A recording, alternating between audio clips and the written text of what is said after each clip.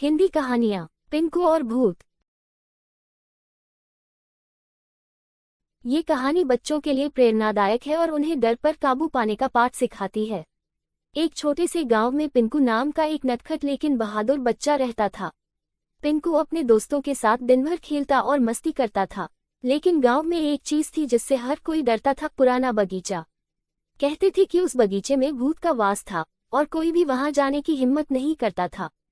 भूत से मिलने की पिंकू की जिज्ञासारती थी।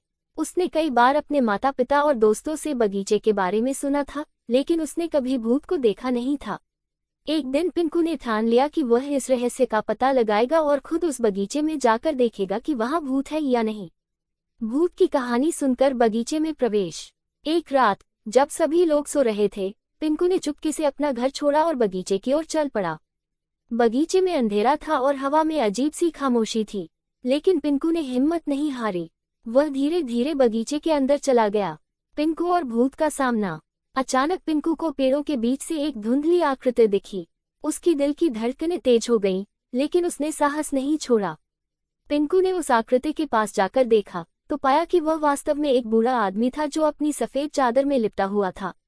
पिंकू को समझते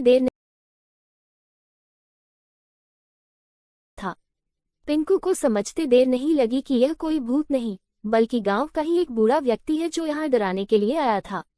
बूढ़े आदमी ने पिंकू को बताया कि वह गांव वालों को इस बगीचे से दूर रखना चाहता था, क्योंकि यह जगह बहुत पुरानी थी और किसी के लिए भी सुरक्षित नहीं थी। वह खुद को भूत बनाकर लोगों को डराने का नाटक करता था ताकि कोई इस जगह पर न आए। पिंकू का साहस। पिंकू ने बूढ़े आदमी की सच्चाई जानकर गांव लौटकर सभी को इस बारे में बताया। गांव वाले हैरान रह गए और उन्होंने पिंकू के साहस की तारीफ की। पिंकू ने ये साबित कर दिया कि डर केवल हमारे दिमाग की उपज होती है और अगर हम हिम्मत करें तो हम किसी भी डर को मात दे सकते हैं। बहादुर पिंकू और भूत की कहानी ने ये साबित कर दिया कि साहस और समझदारी से किसी भी डर का सामना किया जा सकता है। ये कहानी न केवल बच्चों के लिए रोमांचक है, बल्कि उन्हें साहस और सच्चाई की ताकत का महत्व भी सिखाती है। Like, share and subscribe please.